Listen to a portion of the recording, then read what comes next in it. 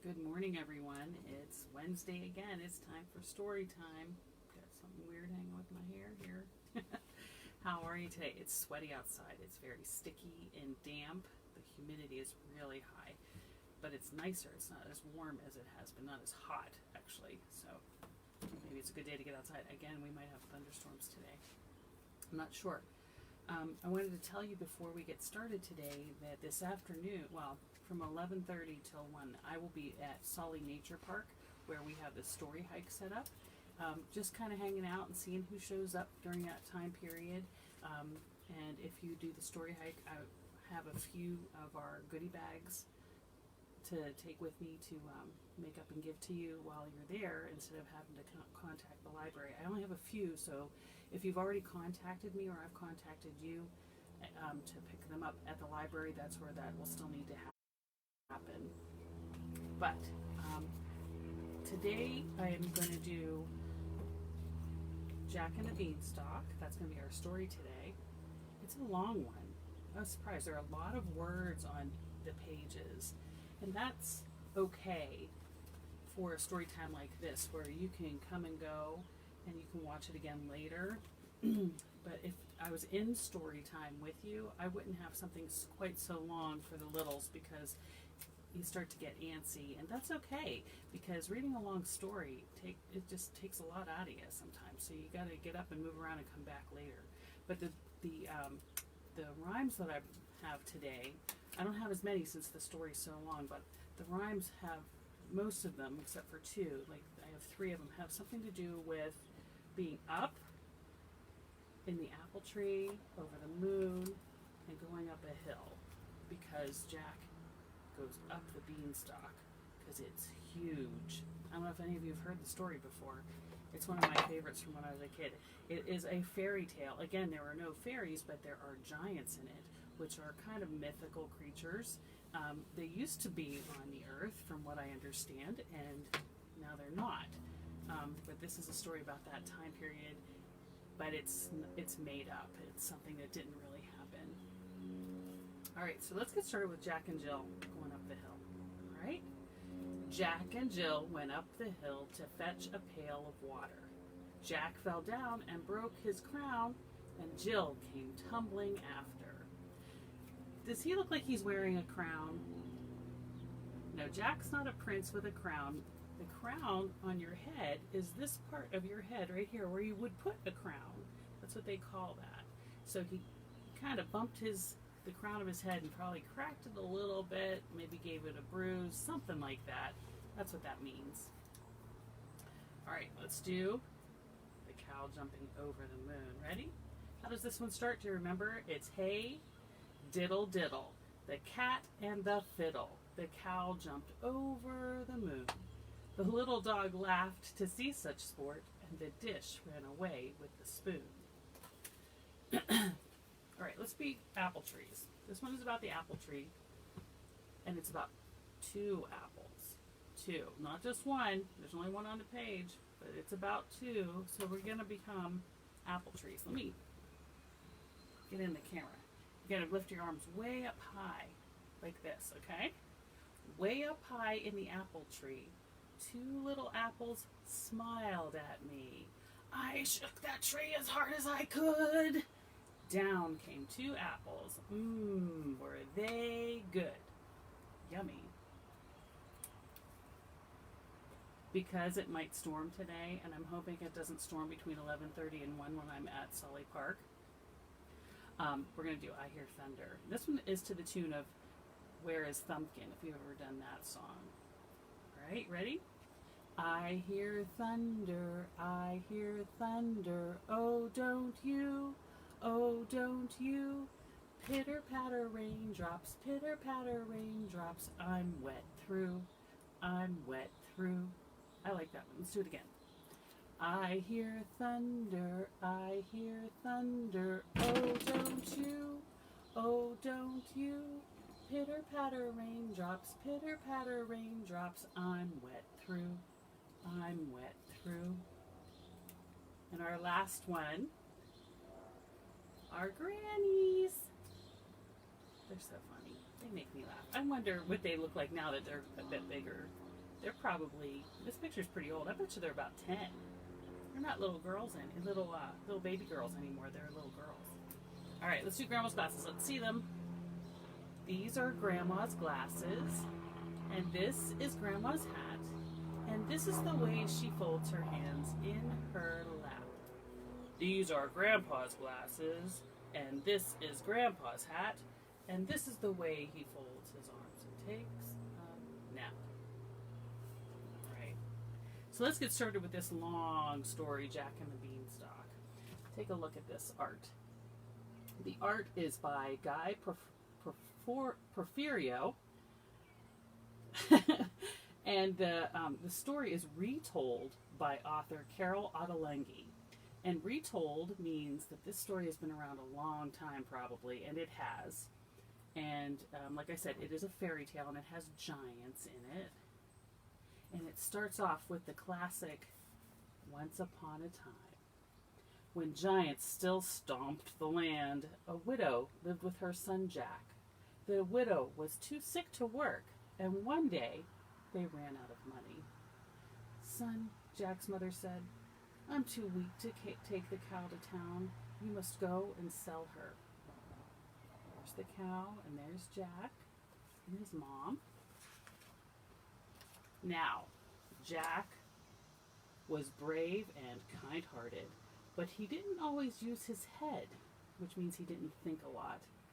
So his mother told him to think carefully before selling the cow. Jack promised he would. He was halfway to town when a man stopped him. "Jack," said the man, "I'll give you 5 magic beans for your cow." Jack thought. How could this stranger know my name? And how could he know that I'm selling the cow? He must have magic powers. Then the beans could be magic too. He traded the cow for the beans and went home, very pleased with the deal. See those magic beans? I wonder what magic beans do. His mother was not pleased.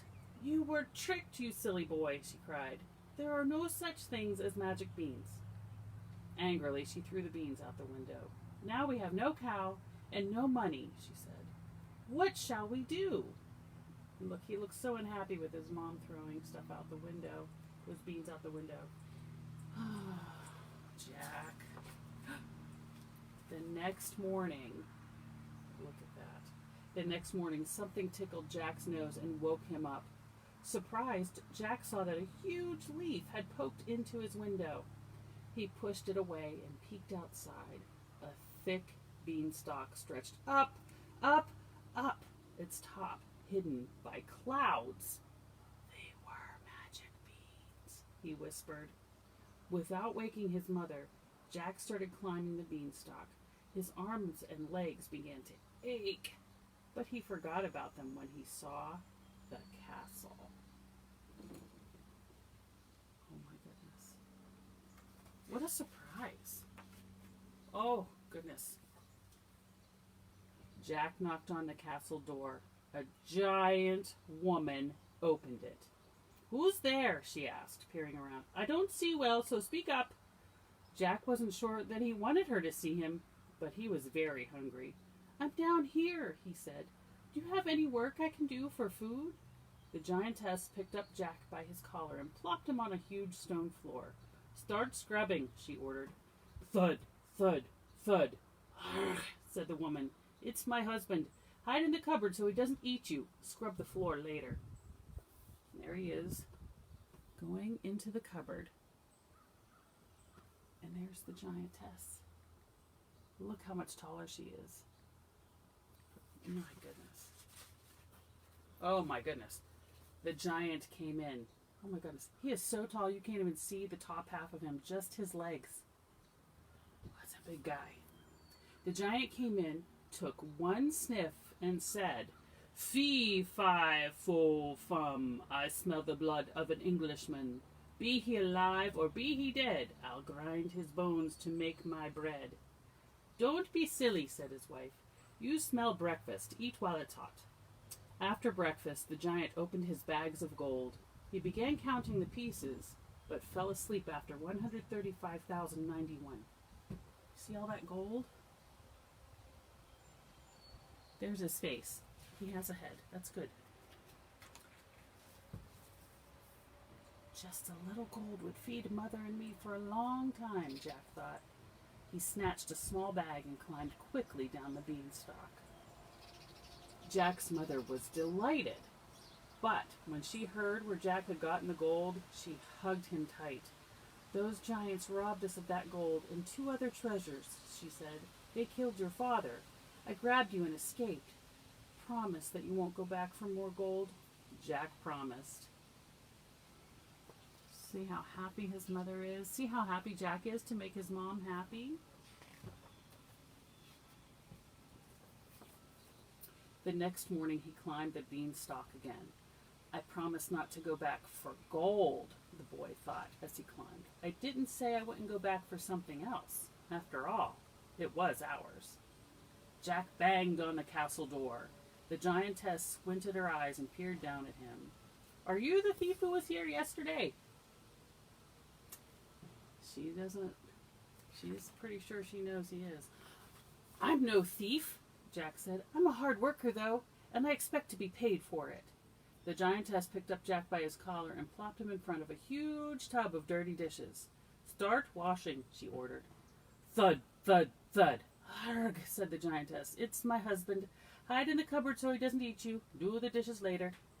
The giant came in, took one sniff, and said, Fee, fi, fo, fum. I smell the blood of an Englishman.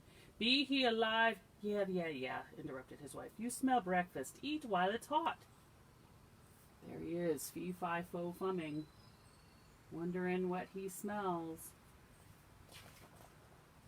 The giant grumbled, but he ate.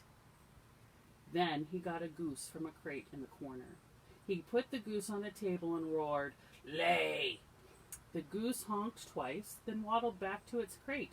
On the table was a golden egg. The giant tossed it up and down like a ball.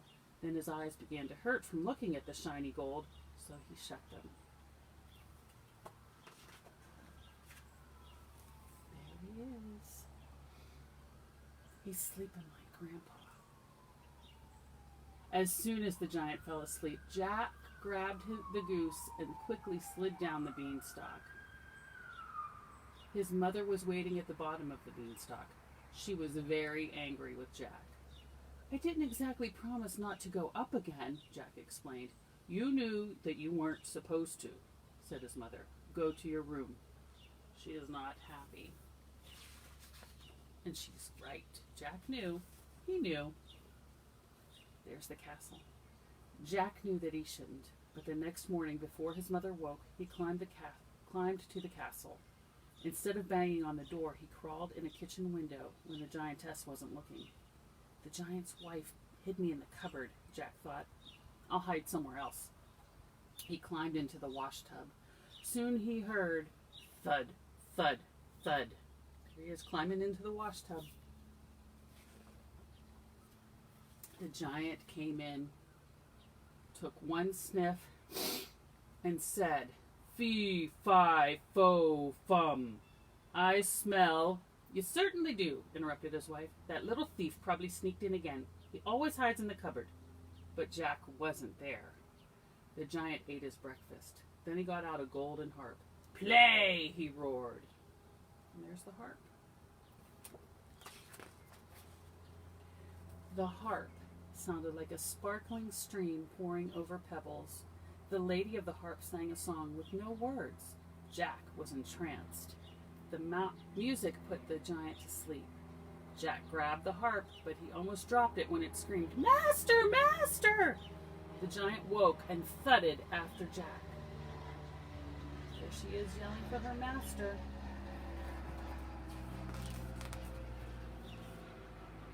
Jack half scrambled, half slid down the beanstalk. Mother! He yelled. Get the axe! Jack's mother saw the giant close behind Jack. She grabbed the axe and whacked at the beanstalk. Jump, Jack! Jump! She hollered and whacked again. Jack jumped to the ground. He snatched the axe and whacked the stalk until it snapped in two. Kaboom! The giant and the beanstalk hit the ground together, and that was the end of the giant.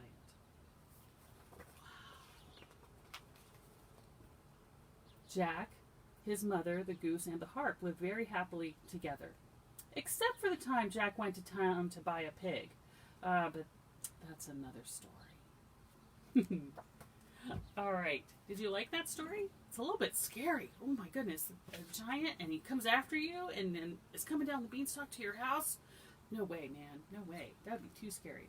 Okay, in your activity packs, if you got one, and if you didn't, you can do your own. You can make your own castle. You can either print one from the internet or draw your own castle and take some green strips of paper or any color paper that maybe you color green with a crayon. You color your castle and you cut it out if you have the pack. And then I gave you a few strips of paper to make a paper chain beanstalk. And I'll show you how to do that if you haven't already attempted it. And you can use tape. I used staples when I made this one. You can see where I stapled it together. And if you have a stapler that you can use, that you're allowed to use, that's great. If not, you can use glue. Glue takes a little longer. And tape, or tape. So I'm going to show you how to do the glue first. So what you do is you take the glue cap off, and then you put a little glue on the end of the paper. And then what you do, you make a loop and you glue the two ends together to make a little hoop, to make a circle. And if you press really hard for a little bit, that glue will stay. All right, so there's the first one. And then you take a second piece of paper and you put a little glue on it. And you put it, thread it through the first loop, and you glue them together like that.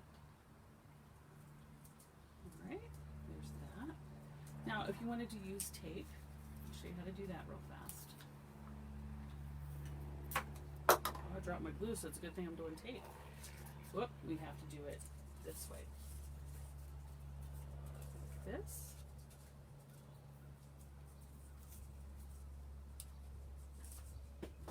Really quickly. This tape is like that. And you do that until you run out of paper. You can make it as long or short as you want. If you have just this paper that I gave you, you can add your own. You can have your mom or dad or grandma or grandpa or somebody cut strips of paper that you can color with your green crayon and add to your paper chain to make a long beanstalk to get to the giant's castle.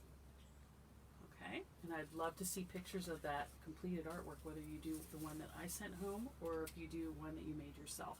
You can just post it, have your parent or guardian post it on a comment on this story, and I'll find it. All right, you guys, I hope you have a great day. That story wasn't as long as I thought it was, but it's still a good one, huh? All right, I'll be back next week with another fairy tale. It might be the Three Little Pigs, and there's a craft in your bag for that as well. And if not, call the library and maybe I can get you one. And this in a little while at 11:30 I will be at Sully Nature Park, so I'll be there to say hi if you want to come by. All right, you guys, you have a great day and a great week.